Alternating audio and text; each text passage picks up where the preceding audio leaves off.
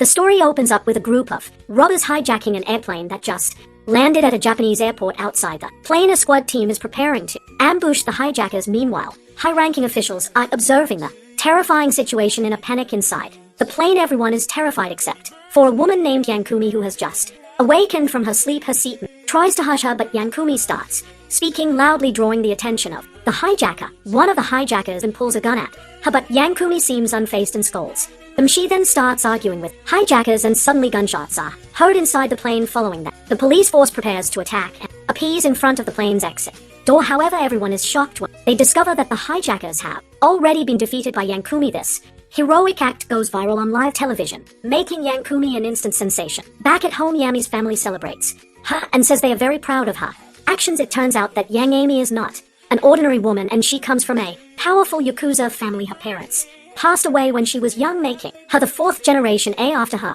grandfather. Furthermore, it turns out that Yankumi has been working as a math teacher at Ado High School for the past 7 years. However, she keeps her background a secret from both her students and fellow teachers. The next day, as Yang Amy arrives at school, she notices her colleagues discussing about the recent plane hijacking rescue. Suddenly, the principal intervenes and puts an end to their discussion. He then takes Yang Amy aside and advises her not to draw attention to herself in such big news stories, as it could expose her true identity. Yang Amy also apologizes and assures him that it won't happen again. However, their conversation is suddenly interrupted when a new apprentice teacher named Odagiri arrives. He turns out to be Yumi's former student, and she is overjoyed that her students are following in her footsteps and becoming teachers. However, she gets upset when Odiri informs her that he is only doing this as a TRYY out, and it doesn't mean he will be a teacher later on. Yang Amy brings Odiri into the classroom and introduces him to the students. However, it seems like the students don't respect her and they simply ignore her efforts. Yang Amy then invites her students to the field to learn more about Odiri.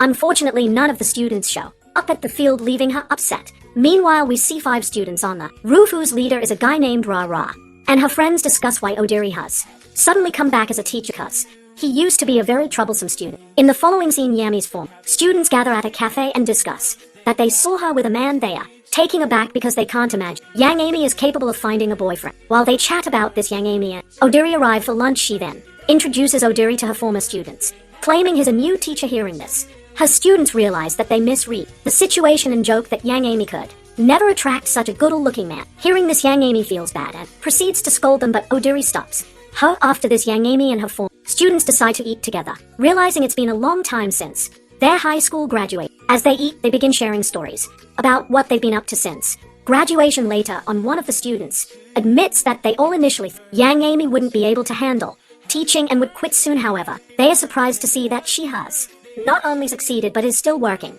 as a teacher at the same high school. Hearing this, Yang Amy feels emotional and starts crying, so her students quickly apologize and comfort her. Meanwhile, the scene shifts to Ra's friends, who are casually hanging out on the side of the road. Suddenly, they are confronted by a motorcycle gang who tries to extort money from them. Seeing this, Ra quickly steps in and tells the gang not to bother his friends. Due to this, they get into a fight, but Ra successfully manages to beat them and chases them away. That evening, Yami invites Odiri to her house for dinner. She introduces him to her family and mentions that she's always dreamed of inviting her students for a drink and hanging out with them.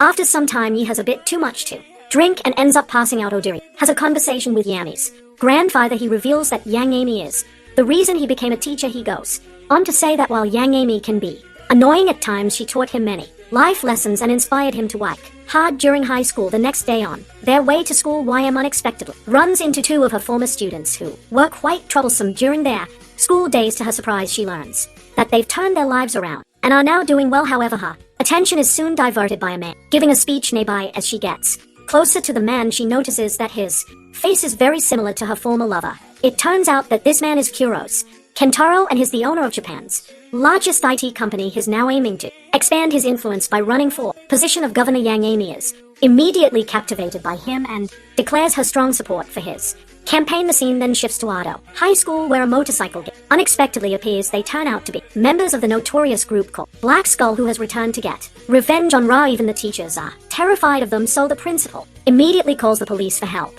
Upon hearing the approaching police sirens, the Black Skull members decide to back down for now, but they vow to return again to seek revenge on Ra. Following that, the prince summons Ra and his friends to his office and scolds them for causing trouble at the school, demands an explanation from them, but the boys claim that the motorcycle gang had initially provoked the trouble by demanding money from them. The principal doesn't believe their words, but suddenly, Yang Amy steps in. She assures the principal that they are telling the truth, stating that she can tell when they are lying. Hearing this, the principal decides to let the matter go, but tells you that if her students cause any more trouble in the future, will be fired immediately. Later in class, Ra and his friends are shocked by Yami's willingness to risk her job for their sake, not wanting to put her in any more trouble. Ra decides to end the matter once and for all. His friends try to convince him not to go against such dangerous people, but Ra leaves anyway. Later on, Yang Amy arrives at the classroom with Odagiri and find out that Ra has left to confront the gang. She's disappointed in her students for not stopping him and letting him go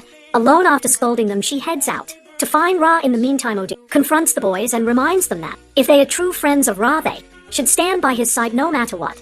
The scene then shifts to Ra, who has reached the hideout of the Black Skull gang. He warns them to stay away from his school and challenges their leader for a one-on-one fight. However, the leader refuses him and they all gang up to beat Ra. Moments later, the building begins to shake and the wall collapses, leaving a massive hole in the wall. From there, Yi arrives and demands the gang to release her student. The gang then turns on her and she begins to beat them one by one. She is still overpowered by them, but just when all hope seems gone, Odin arrives and helps her. The two then beat up the group and eventually chases away. Just then, Ra's friends also arrive and thank Wai for her help. Confused, Ra questions how an ordinary teacher can fight like this. She answers him that she was able to fight because she cares for her students. The next morning, Ra starts treating Yang Amy with more respect. His friends greet her good morning. Seeing this, Yang Amy is overjoyed that her students are finally appreciated. Afterwards, some cops arrive at the school, which freaks out Yang Amy. She thinks it's about the previous night's fight, only to learn that one of her students, Ran Koza, is suspected of a drug deal. The teachers claim that this can't be true, since Koza is a very good student. However, the officers reveal that Kmar's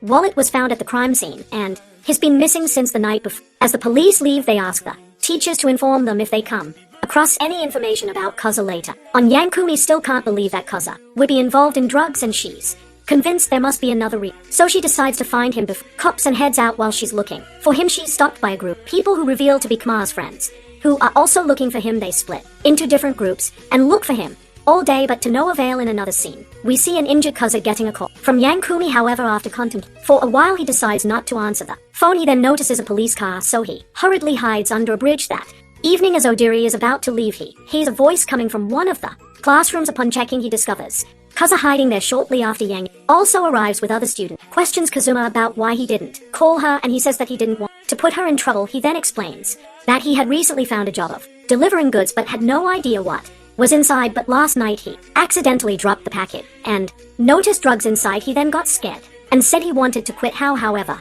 the men then started beating him, only left when the police arrived. Koza also ran from there, but unfortunately he left his wallet behind. Hearing this story, Yang Amy asks why he needed the job, and he explains it was to support his sister. She reassures him, saying it's not his fault, and offers Koza and his friends a place to stay at her house for the night. Later at home, Yami orders her henchmen to investigate this drug dealer. Not long after, they successfully find out that the mastermind behind illegal business is Kentaro Kuro's. His not just rich but also incredibly influential, so it's tough to confront him and expose his crimes. Hearing this, Yang Amy grows enraged and swears to expose Karo's actions to the public, but just then Koza and his friends overhear the conversation and decide to take matters into their own hands to spare Yang Amy from further trouble. The next day, Koza and his friends head to Kentaro's headquarters in search of evidence. At the same time, Yang Amy and Odiri are on their way there as well. Upon arrival, they witness journalists preparing campaign materials for Kentaro. Afterward, Yankumi and Odiri try to enter Kentaro's room. Meanwhile, Kmar and his friends discover a room full of boxes containing drugs, but suddenly Kentaro's men arrive and notice them. They raise their guns and prepare to shoot Koza and his friends, but fortunately, Yankumi arrives just in time and defeats all of them. Meanwhile, Kentaro has started delivering a speech that is being streamed live. In his statement, pledges to improve the city if he gets elected as governor. While he's still talking, Yang Amy arrives on the stage, reveals all the crimes he's committed. Furthermore, her students appear behind the stage and broadcast the place where Kanaro keeps all the drugs. Seeing this, Karo's supporters are frightened and quickly leave the premises. Kanaro then gets enraged and tells his men to beat Yang Amy. Meanwhile, many special troops are already stationed outside the facility. Even Ra and his gang are unable to enter since the authorities have detained them. Despite the odds, Yang successfully defeats all of Karo's henchman. Kanaro then aims a gun to her and accuses her of ruining his life. Yang Amy then advises him to surrender immediately and informs him that he can restart his life. After a lengthy conversation, Kanaro eventually gives up soon after special forces enter the building prepared to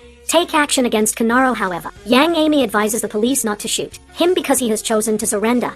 In the end, Kanaro is captured by the police while the whole nation is amazed by Yami's bravery. The next day, Yang Amy becomes a new sensation and all the teachers, including the principal, commend her bravery. Later during class, she invites her students to play kick the can in the field. At first the students are quiet, but after Ra urges them, they all join in. Soon they joyfully run around with Yang Amy as the movie comes to an end.